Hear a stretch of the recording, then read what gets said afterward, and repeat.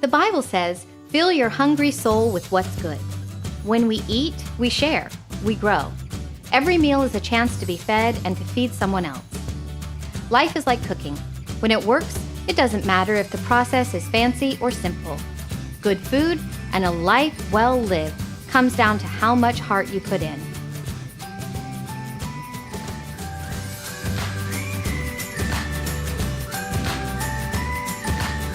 Welcome back. This time around, we're going to be making sour cream enchiladas with a homemade fresh tomatillo sauce. We use a lot of fresh veggies for the tomatillo sauce, but obviously the star of the show is the tomatillo itself. And this is what they look like when you pick them up in the grocery store.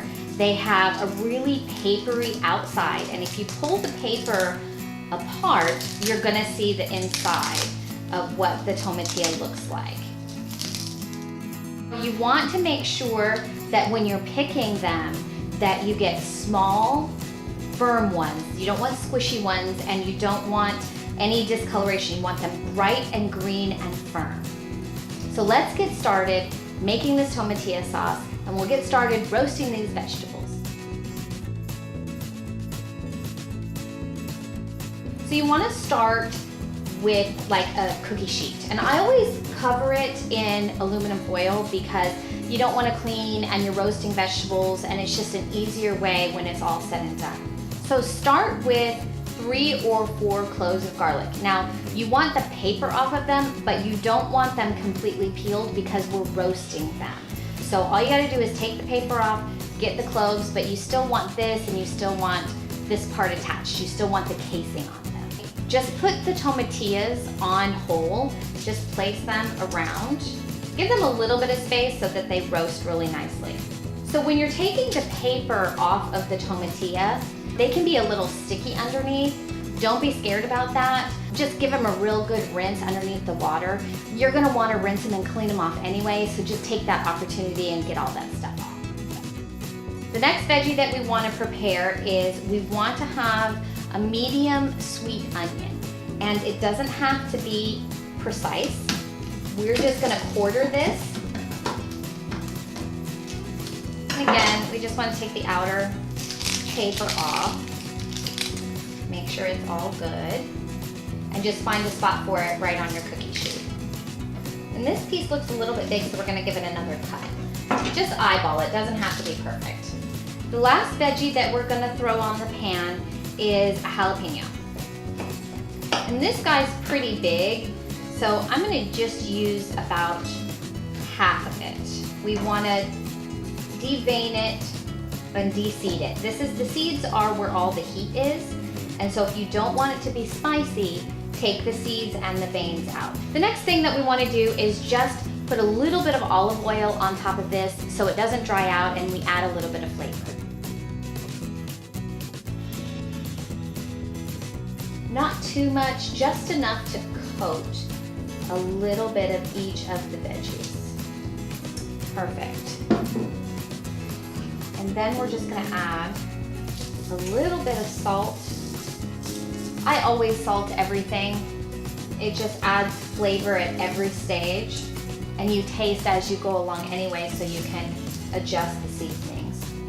Now it's into the oven at 375 for 30 minutes to get them nice and roasted. Now we're gonna make the filling for the enchiladas, and I do a combination of cheddar cheese and jack cheese. And I always like to get the blocks and shred them myself. So what we have here is about 4 cups of shredded cheese, and it's all combined.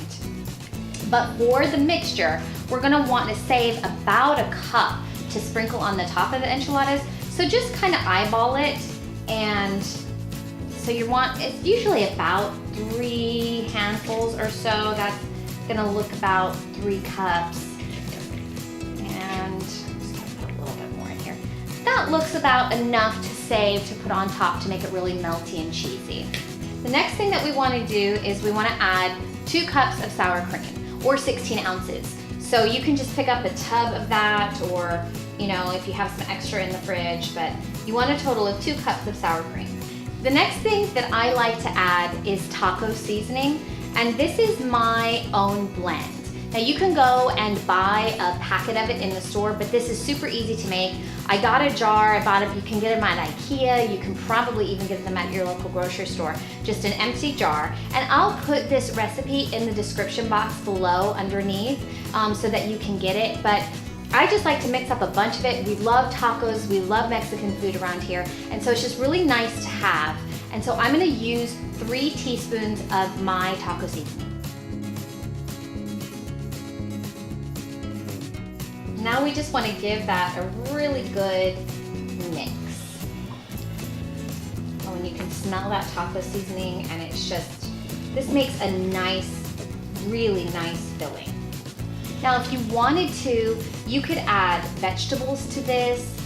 You could leave out the cheese and sour cream. You could get vegan cheese and vegetables. You know, this is just what I like and what my family likes to put inside enchiladas, but you know, really, you can do just about anything. You can even switch up the cheese. I like cheddar and jack cheese, but you know, there's really no rules. So this recipe makes about 8 enchiladas. You could eke out 10 if you wanted, but I like to do 8 because then that way they're really nice and filled. So I'm gonna just divide the filling in half, you know, kind of eyeball it.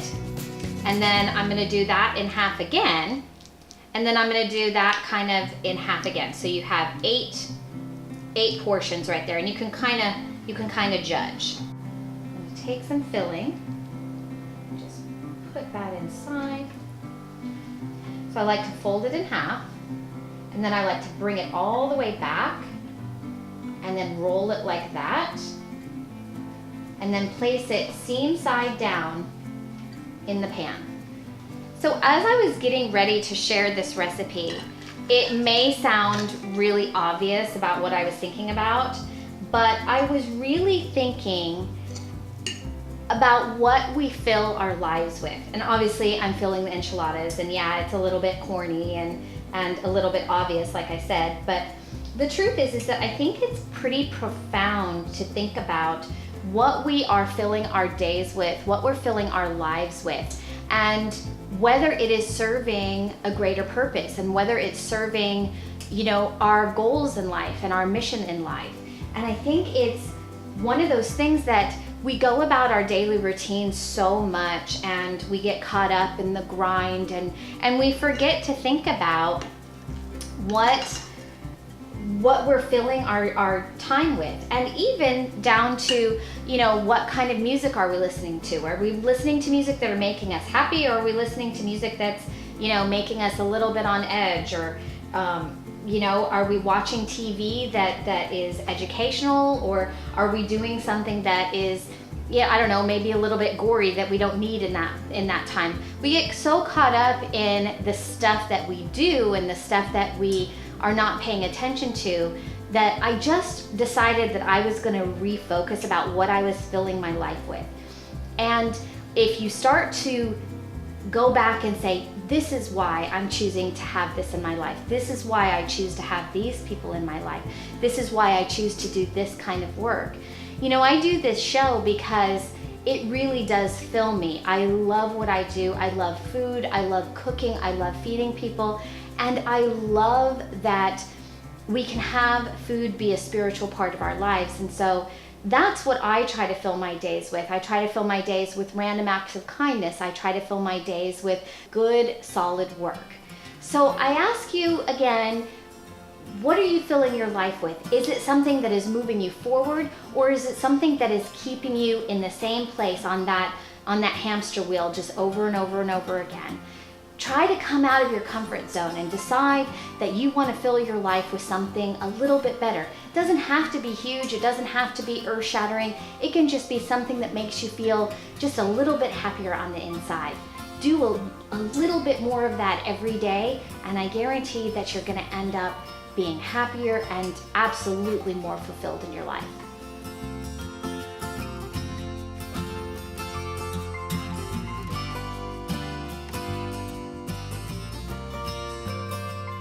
So now that we have all of our veggies roasted, we're going to put them in a blender so we can blend up and make the sauce.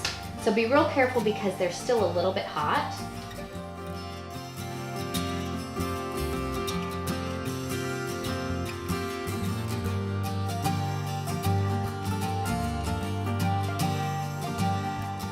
Now before we put the garlic in, remember we left it in its casing.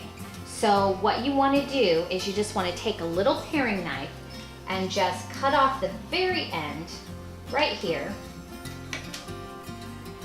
And then peel that back just like that. And then put it up and then just drop it in just like that. And what you have is your paper left over. And this garlic, because it's roasted, is so super sweet. So the last thing that we want to add is the juice of half a lime. Then we want to add a half a teaspoon of pepper and a half a teaspoon of salt. Then we want to just blend until it's completely combined.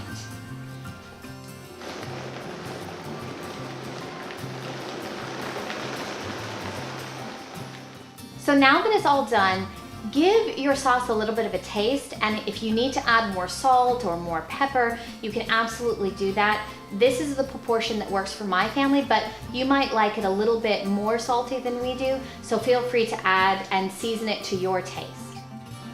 And we just want to coat the tops of the enchiladas. You can see how creamy it is. Now this looks like a lot of sauce, but we don't want dry enchiladas. Enchiladas are naturally a little bit on the wetter side. And because we're gonna put this in the oven, that's gonna dry it out too. So don't be afraid to use all of the sauce. So to finish it off, we wanna take that cup of cheese that we reserved when we made our filling, and we wanna sprinkle it all evenly across the top. Now it's into the oven at 375 for 30 minutes until it's nice and brown and bubbly on top.